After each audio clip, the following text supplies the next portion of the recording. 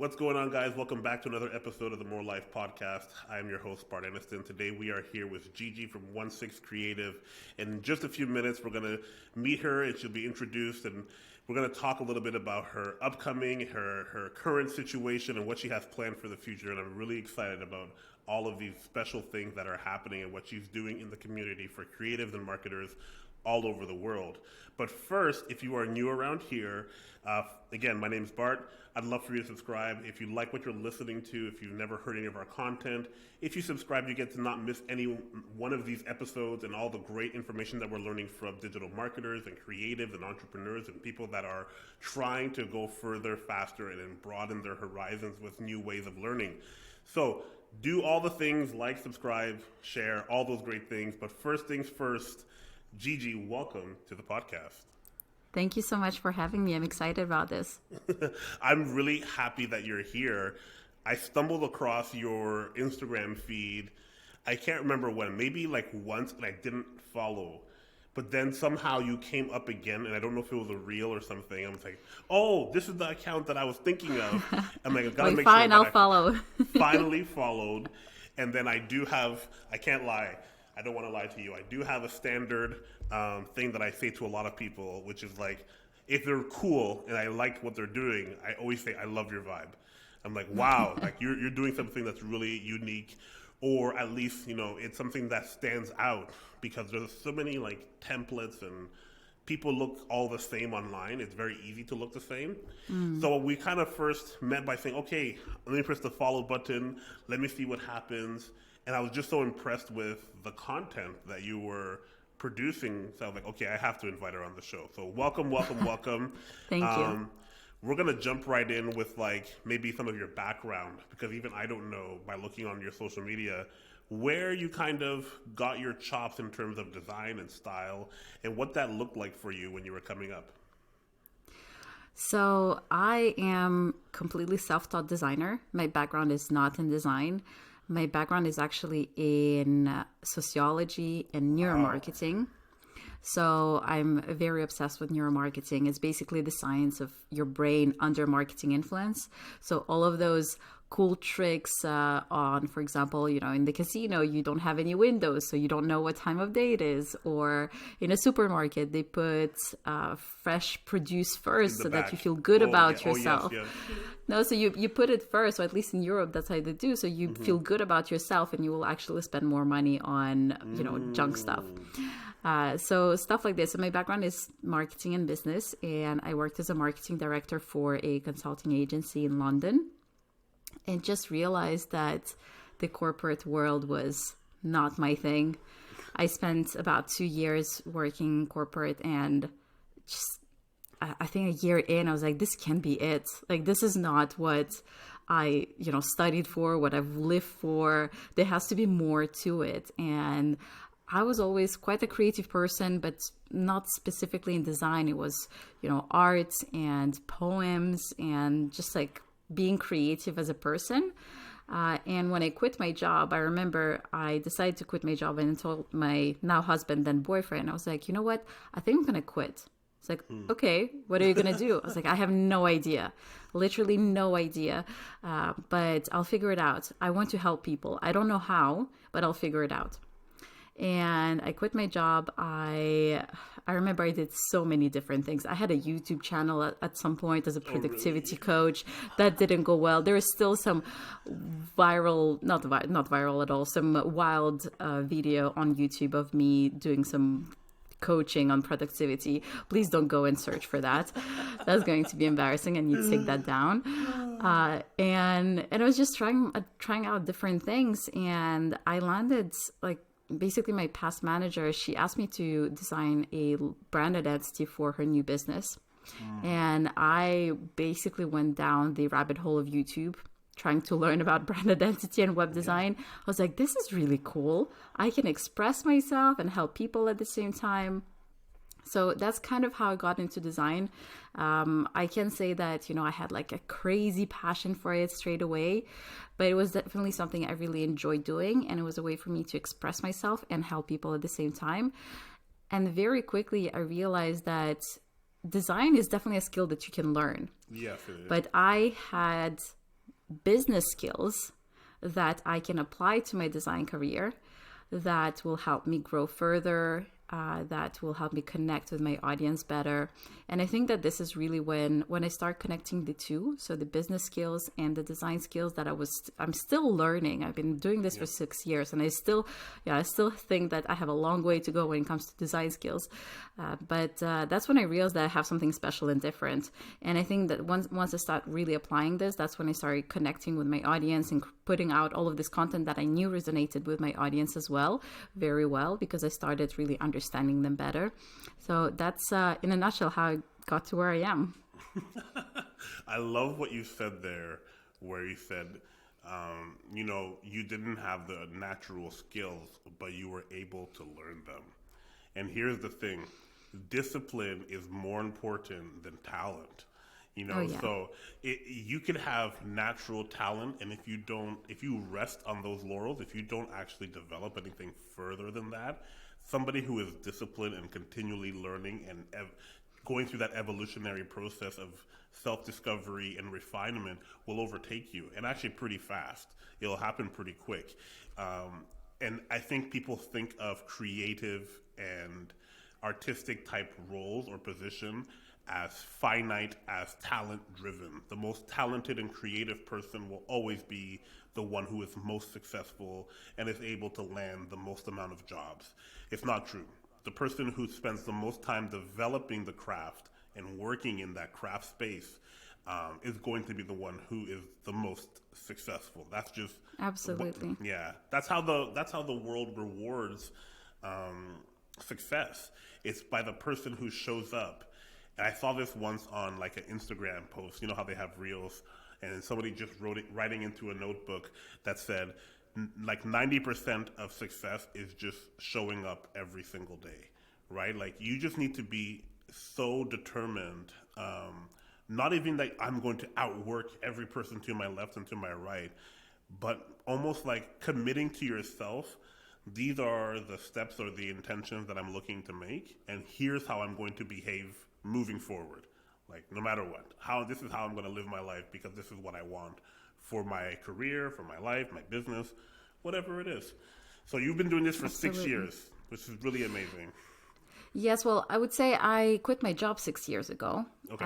I've been running Once is Creative properly, I would say maybe 3.5. Because honestly, everything before, it was just finding myself and figuring out what I wanted to do. So Once is Creative is maybe 3.5, 4 years old. I don't know exactly when it was born. And, I don't know if you have this, but recently I stumbled upon my old branding, like all like 6 different variations of my old branding. And I was like, what the heck were you thinking, girl? I do know that very, very well. We just refined our brand very much. What's that called? Like the beginning of this year. And I've been so busy working on other people's branding that you don't work on your own. And brands, there's a reason why we have something called brand guidelines. Because if you don't have them, they're like on a roadway or a highway. They're guardrails to keep you, in case an accident happens, to keep you on the road. And my brand was slipping, and there was no guardrails to hold it in place. Mm. So we took I think it took us like 5 or 6 months to really refine. Nothing drastically changed, but at the same time, I can feel that I was losing control of this thing, and things that should not be happening were happening. So we just took our time, and we're like, okay, let's set the proper parameters so this never happens again, because this brand has been with me since, I don't know, 2015 or 16. So it wasn't built to sustain all this type of work back then. It's an old brand. Mm. So it's like we didn't build the framework into, the secondary and tertiary stylings of this brand. We just had, here's a logo, and I can make logos for you. That was the whole idea. Okay, I need something to represent the company so that I can then sell this to other people as well.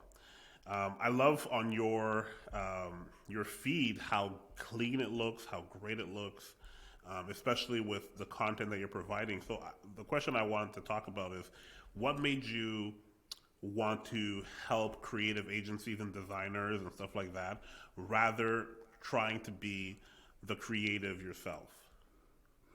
So this shift happened during the pandemic, actually. Okay. So up to the pandemic, I already had a 6-figure design agency where I was helping clients, and I got to the point where it was a choice of either I grow. So I always try to push myself. What's the next thing? How can we improve this? So at this point, it was like either I have to grow, as in grow a team, because I was getting too much demand for. I mean, I'm a one-person agency. That's the thing. I don't have project managers. Currently, I have one VA helping me on the technical side with all of my digital products, but I'm a one person. And I never really had this idea of having a multi-people agency. I don't know if you read the book Company of One. It's a really great book. And I really resonated with that because I wanted to remain as a company of one. And then for me, the question was, okay, so obviously I cannot take on more clients. I could raise my rates, but my rates are already, quite high. Yes. So for me to raise my rates further would be working with bigger kind of multinational companies, which is also not something that I want. So with the other options, like, okay, how can I increase my revenue without increasing too much the effort that I'm putting into the work? So the answer was passive income. And one note that I do want to say about passive income is that it's never passive. It's so not passive. It's so much work, guys. If you're considering adding digital products and passive income into your business, yes, go for it if that's really what you want and you think that this is what's going to take you to the next stage. But do think about it, that it's definitely not as easy as people make it look. It's not that you create a product and it starts selling itself. If it does, it's awesome, but it's not always the case. And then during the time when I was kind of going through this, the pandemic hit, and obviously a lot of projects started pulling out, clients started pulling out because they were afraid of what's going to happen. So that was really a wake-up call for me. Okay, let's actually rethink this, because yes, clients are pulling out, but during the pandemic, it was also an opportunity where a lot of people went freelance, a lot of people started working for themselves. I knew that there was more creatives on the market, and that's how I started going into the education side. I had so much to teach because my approach to the business of design is very different because of my background and how I approach this and how openly I talk about money, prices, selling strategies, and all of that. So I had a lot to give that I was kind of holding on to myself. And it's like this kind of mentality at the beginning when you're starting out that, I don't want to say too much because I don't want people to know my secrets. Nice secret But sauce. Yep. Exactly. But in my case, it was always about being very open and sharing a lot of value. So that's when I made the switch, and that switch was transformational for my business. Not something that I expected, but we launched an academy with digital courses for creatives. My first launch I had 72 students in the cohort, and I was planning for 10, because it was my first course. I was like, I'm not going to set too big of my goals. I'm going to say 10, 15 students, and ended up having 72. So that was huge and definitely a big challenge. And after that, I started launching my digital templates for designers to help them with their entire client process, because I know that this is something that I struggled with, and I know how much time I spent creating those templates. So I released that, and from there we continued growing slowly and surely. That's really inspirational. And you know what the thing is that I love the most, and what you said, you talked about Company of One. I read that a while back on Audible. I listen to a lot of books. So this is where I've had this conversation multiple times with different people who I end up coaching or mentoring or talking to, even on the podcast, wherever, is that you have to know what you want, because what works for you doesn't necessarily work for somebody else. So you made a distinctive choice. I read this book. I like this idea. I don't want to grow something super big. I don't need this to be like a 30-person team. Now it feels a lot like a job. And there's so much more risk involved. And you made a choice that, okay, I'm going to keep it small. So what does that mean for me, right? Time is finite. There's only a certain amount of it every single day. So I can raise my prices, but they're already at a pretty good threshold. Or you can start to do different type of work, but that doesn't necessarily vibe with what you want to do, what you are passionate about. I always call corporate work or international, call that paint by number. There's so many restrictions on what you can and can't do. So you have to make a decision and say, okay, so I'm going to go a separate avenue and pivot what my business is to try and make this work in a new and better way. So this is where I'm like, okay, it's so suggestive, right? Like, which way do you want to take your own business? I know some people who do the same thing that I do, and they want it to be, 10 and 12 and 15 people as big an agency. I don't want to be an agency. I'm talking about our agency. I don't want it to be a one-person agency. But I also am not interested in hiring employees. I'd rather work with contractors, still keep it small, where it doesn't feel like it's so much bigger than me. And again, some of the stuff that you're doing is very inspirational because I've always looked at, okay, so how do I go about, because I've made I'm sure you've gone through this too, I've made a lot of mistakes. So oh, yes. I've been also very fortunate to have people around me, whether business coach or mentors, other creative agency people, to show me how to learn from those mistakes and what I should be doing instead.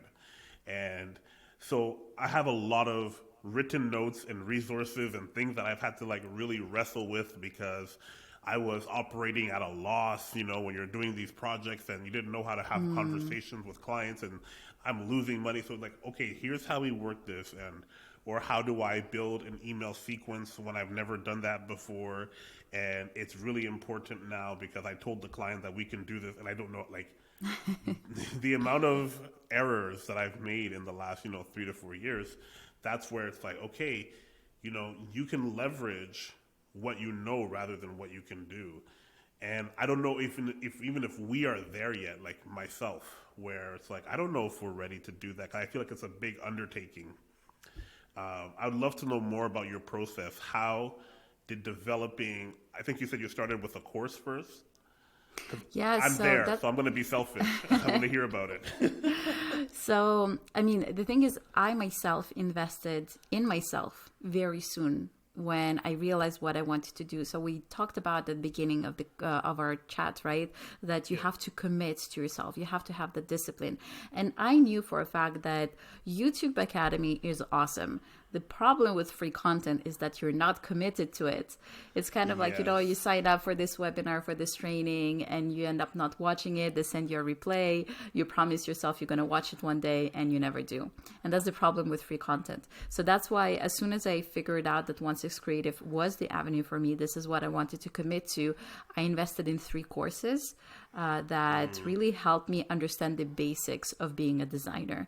Because I had no idea how to be a designer and how to work with design clients. It was all self-taught.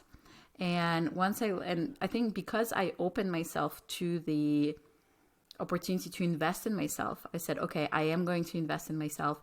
I am going to do that. When I started to think about, how can I help other creatives and other designers, that's why I thought, okay, well, I can create a course on the business of design and how to run your design business. And it was an interesting experience because I launched it as a beta. So the course didn't exist when I launched it. Oh, wow. And I was very open. I told my audience, I'm launching this course. It does not exist, but I'm looking for people who are interested to learn this from me. And as you go through the course, I will be creating the content for you. Really? And that's why I thought, well, people are not going to sign up for that. Gigi, you started a course without a course? No, it didn't exist. I love it. And my approach to sales is very open. I do not like sleeky sales strategies or anything like this. I'm very open. I say exactly what's happening. So to my audience, I said, this course doesn't exist, but I promise to teach you everything I know on this, and that. I did have a sales page. It was at a beta price. So the beta price was quite low, and it was quite, obviously a lot of people could afford it. Exactly. But as soon as we opened the cart, I could not, like the anxiety that I started feeling when every Stripe notification was like every couple of minutes, there's like ding, ding, ding. And I remember looking at my husband and I was like, what have I done? I've never done this before. I don't know how to deliver a course. So, okay, just so that I want to break it down really good. How many around approximate followers did you have on Instagram or whatever, LinkedIn, Facebook, whatever your best social media was? How many people did you have following you at the time? And I think I had about 4,500 people following me. Yeah. And that was also when I was invited to be a speaker on the Simply Profitable Designer Summit, which is one of the biggest summits for designers of the year. And since then, I've been a speaker every year. But that was my very first speaking opportunity directly to designers as well. Before that, I was on podcasts talking to potential clients rather than designers. Wow. And after that summit, I started having so many people subscribing to my email list and Instagram account. And I was like, what am I going to do with these people? I don't have a product for them. I have nothing. So that's actually how the course was born because, well, before the course, I had a free challenge that I basically launched in one day. And it was the same thing. I didn't have a free challenge. I quickly put a sales page up and every day I was sitting there and writing an email. So it didn't, it wasn't something I planned for. It wasn't like an automated email sequence. It was you writing it that day to go out. It was me writing on that day. And I think this is an important thing to learn is that you have to adapt in your business. If you have an opportunity, you have to adapt to it and you have to take those risks and chances. I didn't know what will happen. It could have been a complete flop, but I promised myself that I'm going to try. I see an opportunity here. I'm going to try and I'm going to take that risk. So for the challenge, I signed up about 350 people to the challenge. And that was a free 5-day email challenge with a Facebook group. They were receiving 1 email per day and they were getting, I was also in the Facebook group daily. And then on the last day of the challenge, I pitched to the challengers about the course and also sent an email and I did some stories, I think, on Instagram. I didn't even have like this whole, cart open and like this super ramp up period and all of that. Because it was a beta and I wanted to test the waters and understand if I was even a good teacher. I didn't know that because I was always behind the scenes talking with my clients. I was never really, in front of, like in the stories all the time like I am today. So anyway, that course went really well. As I said, it was 72 students signed up. And best experience ever. Tons of testimonials from that. And obviously a lot of validation that what I'm teaching and the way I'm teaching it as well was the right way. So how did you do the course? Was it live or was it pre-recorded? It was the most intense 6 weeks of my life. I am so grateful for my husband who was just supporting me because I was basically not available for 6 weeks. Because again, it was delivered every week, basically. So you were recording it and then sending it out right away, each session. Exactly. So I recorded module 1. And after, while the students were going through module 1, I was recording module 2. And then the next week the same, and the next week the same. It was very stressful. Yeah, I can imagine. But I really connected with the students and I was very available to my students as well. And that was another selling point. I was very open that this doesn't exist, but I want you to be open about what are the things you want to learn. So they were almost giving me the kind of questions and content they want to learn from me next week, basically. Mm-hmm. So it was interesting. And obviously it helped me create a product that didn't exist that I can repackage and improve and then sell at a now the price is 3 times higher than what it was back then. Also because at the end of the course, I asked my students, how much would you pay for this? And they said, well, definitely up. I mean, around 1,500 to 2K, I would Yeah. pay that for that course. So yeah, that was a great experience. Wow. Um, I'm so impressed by how you adapted, like you said, the business, and now it became you are now a content course writer. You're right. You're in the education space all of a sudden. Um, so I'm just like impressed with how that even comes to pass. Like, how do you make uh, a transition like that? So it's almost like a gut feeling. You have to have that conviction saying, I know this is what I want to do. And we, like we said at the beginning, being true to yourself and understanding what you want and then being disciplined to show up and do it.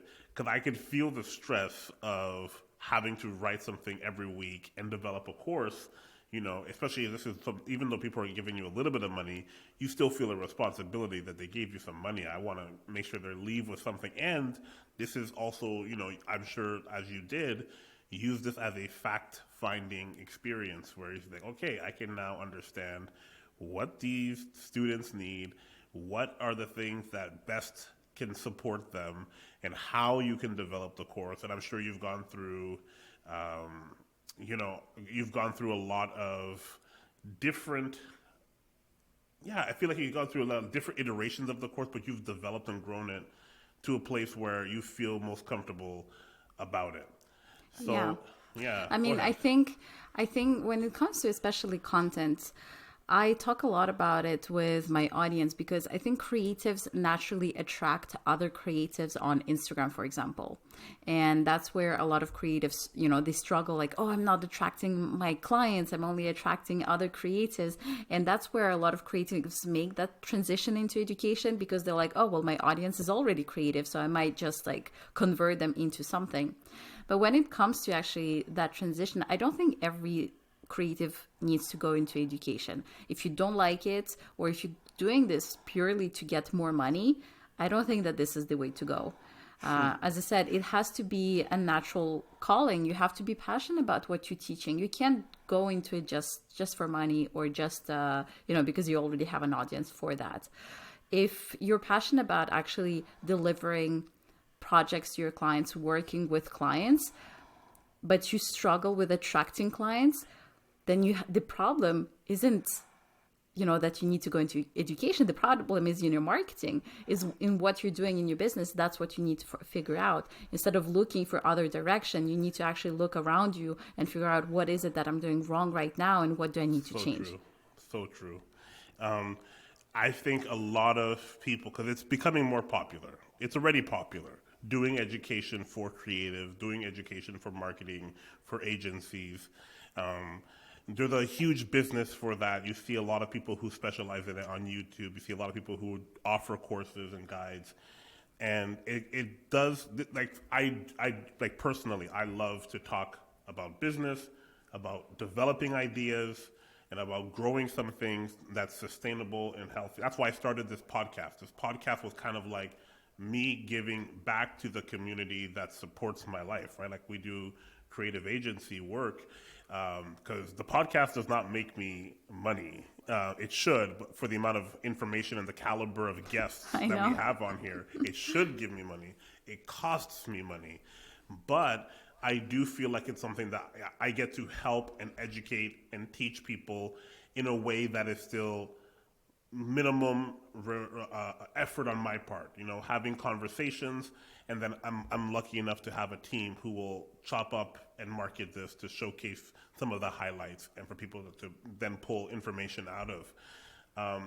If you're looking for a way just to give back, you can do that. You don't have to jump into a full-fledged marketing business. And I know it's also, this too, like it's very trendy right now to kind of talk about how many streams of income do you have? How many other businesses have you started? Now that you have this one business, I'm guilty of it too, in the sense that now that we are way more stable now than we were when we first started in terms of our income and in terms of what we can generate revenue wise, we're looking to expand to say, okay, what is the most profitable way I can share the knowledge that I have rather than the time that I'm spending to still afford a life.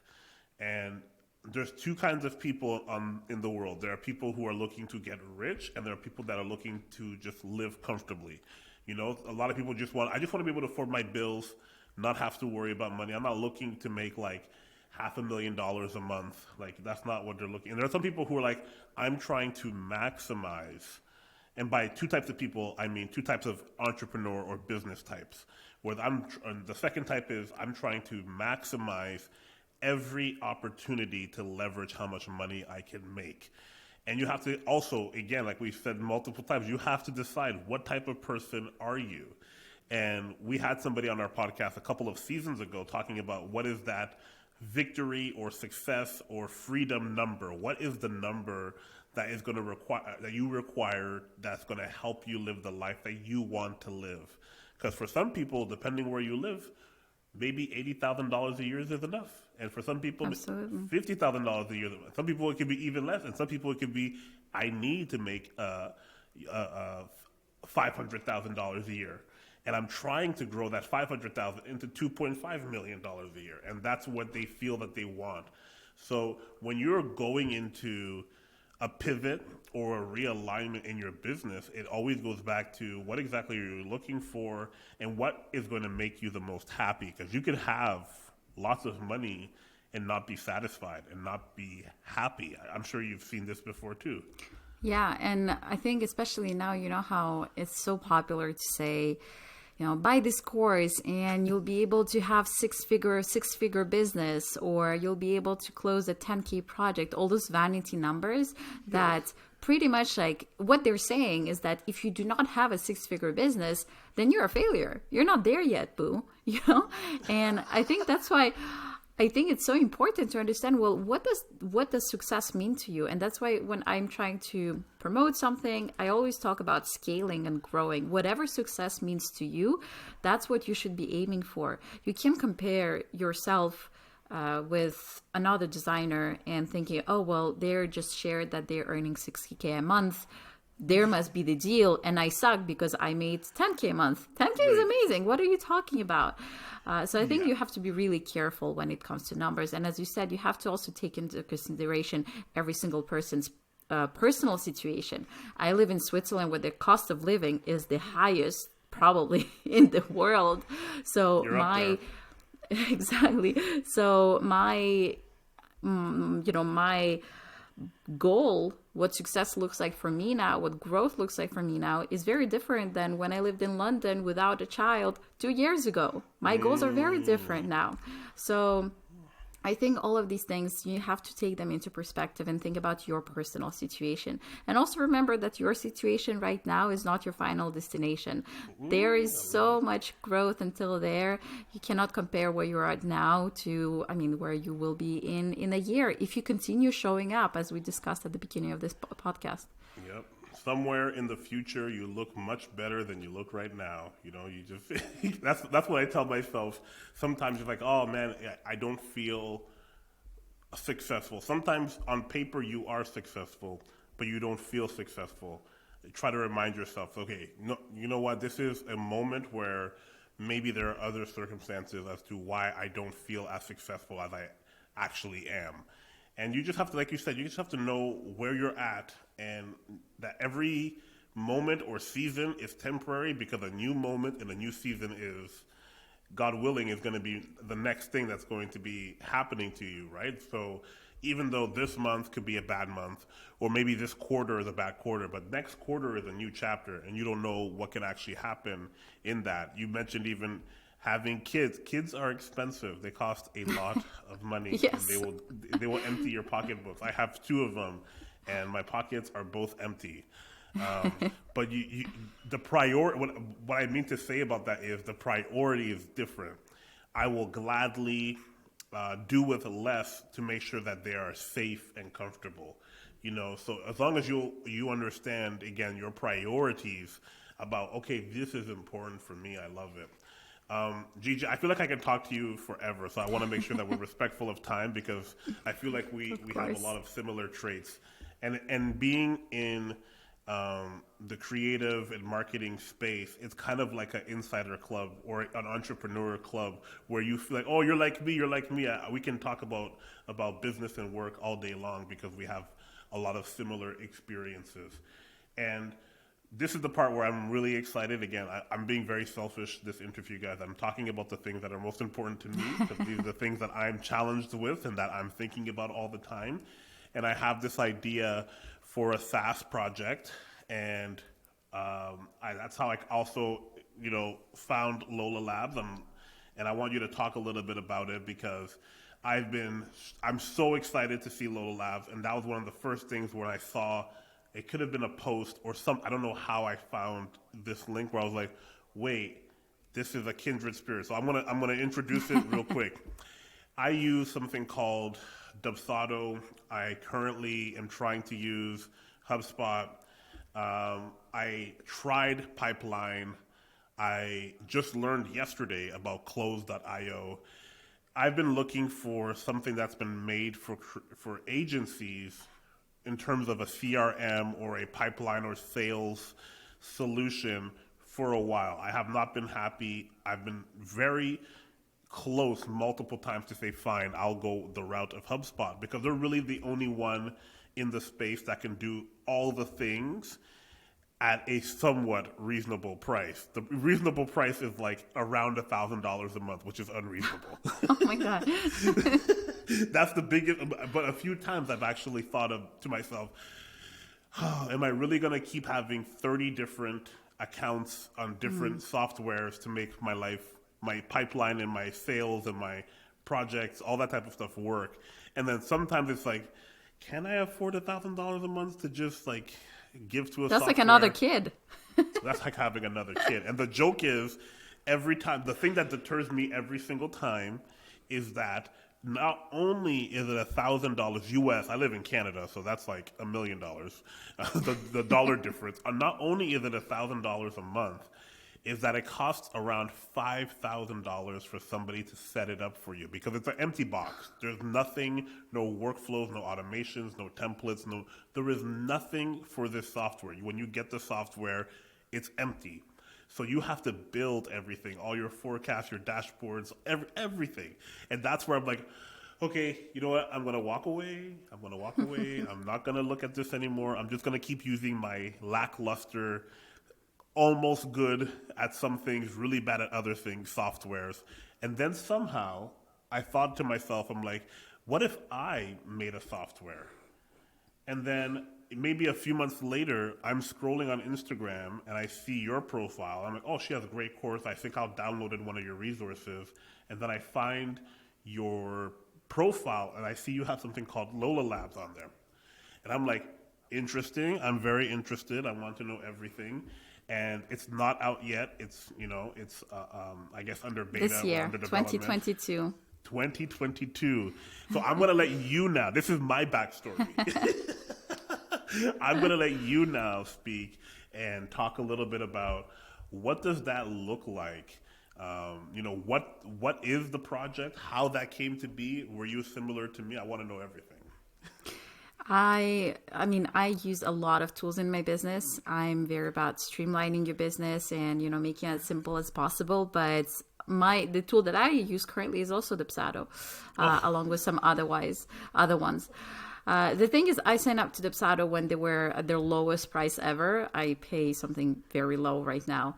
And I don't want to cancel the subscription because, well, it's very cheap for now. I don't want to sign up for anything else. Exactly. But I've had my frustrations I tried, I think, all of the CRMs out there. And I always had frustration that it wasn't doing the things that I wanted it to do.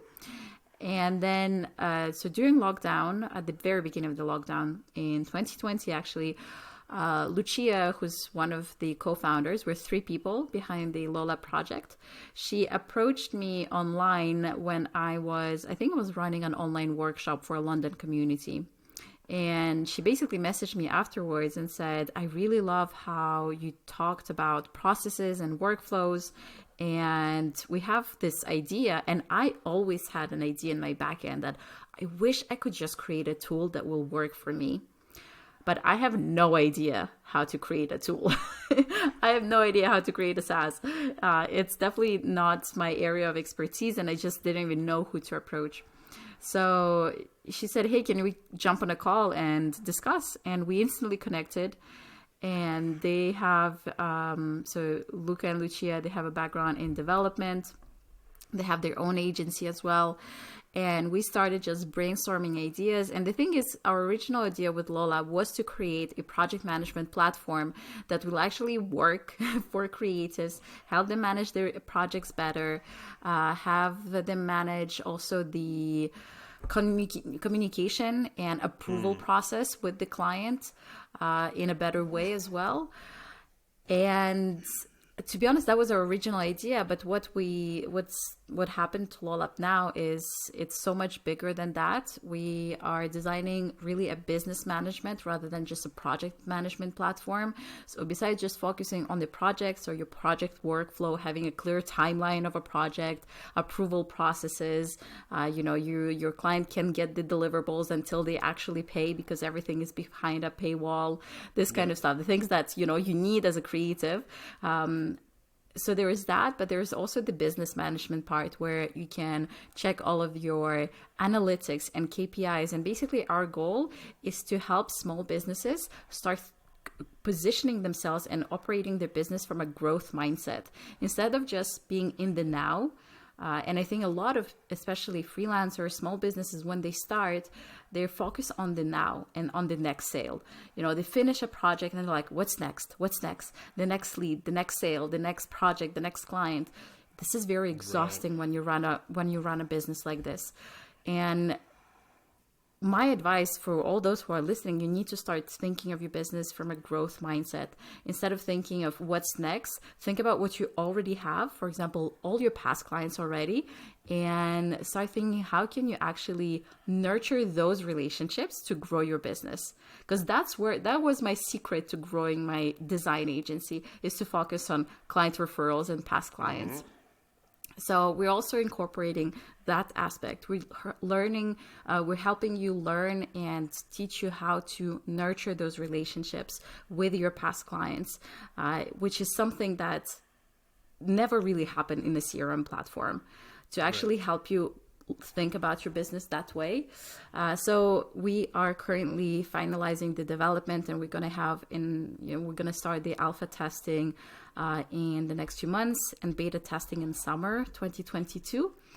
So definitely, I don't know if you're going to have a link or something, but jump on the wait list, because we're sharing a lot of exciting features and also ask people feedback in our waitlist only Facebook group.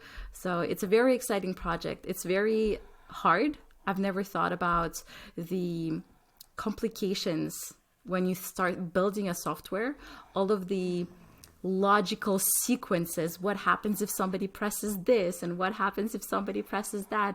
But it's very fun. If you're a problem solver, it's very fun, and I can't wait for it to be released, because I think it's going to really transform and change the way social small businesses are running their businesses. I love it. Like I said, I'm even surprised actually that you said you are using Dubsado. And again, Dubsado is good for what it did at the time of where I was in my business, but where I want to go, I don't think Dubsado is the tool that can bring me there. And I think it's ironic that both of us on two opposite sides of the world were using the same tool, and it inspired us to be like, well, this is of recent, maybe a few months ago, I was like, what if I were to do my own project and build my own thing? And meanwhile, you have already started in doing it, both of us using Dubsado, saying, this is not working. And then you look at what the other solutions are, and you're like, this is not working. But it kind of led us to the same idea of like, how do we build something for agents? I think that space, I've looked at a lot of different competitors. It's very, very open. There's like 8 people who do this. And of those 8, maybe 3 or 4 that are somewhat good. And out of the 3 or 4, 2 of them are expensive or very expensive. So you really have like 1.5 maybe options. This is this is the landscape, unless I don't know of any other thought. I've only seen about 8 different options in this space. And it's very cool because I have another friend who was also on this podcast called Brady Shear, and he went from the service-based industry into a software-based company, and it allowed him to grow in a new way, like exponentially, because whereas you have to, when you're in a service-based industry, you have to convince each and every individual that how you are going to solve their problem, whether I need a logo that can represent me or whatever it may be.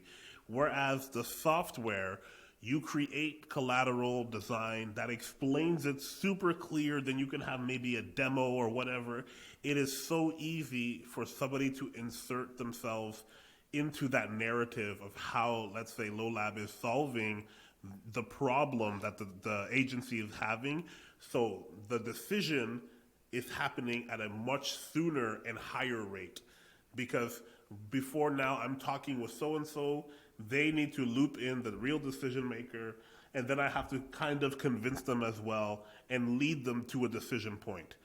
And it's so much cleaner on the software side. Like when you, and I don't know if you're in the same space as me and Gigi, you're probably in the space where you have a large tech stack and you have different softwares you're using, right, to make your business work. And when you find a software, I remember the first time I ever saw the how-to or the intro video for Asana, which is a project management tool. I remember just thinking, oh my God, how have I been living my life without this? This is so ingenious.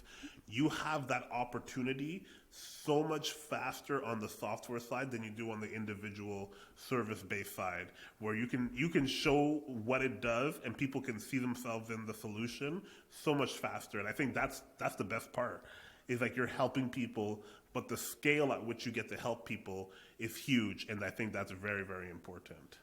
Yeah, absolutely. And I mean, I think you have to have a very clear understanding of your audience's pain points and how you can solve it. And to be honest, that's for anything in business. You have to know your client, your customer, like better than they know themselves, so that when you pitch to them, whether it is through a discovery call or whether it is, through your landing page for your SaaS, it has to be an instant connection. They have to be like, as you said, like with the sounds, like, how did I live without this before? Yeah. Definitely. You have to know them better than they know themselves. That is true, like you said, for so much of business. You have to preemptively understand where your client is at and how you're going to meet them to solve their problems. Gigi, thank you so much for being here. I think we had a really fun time talking together.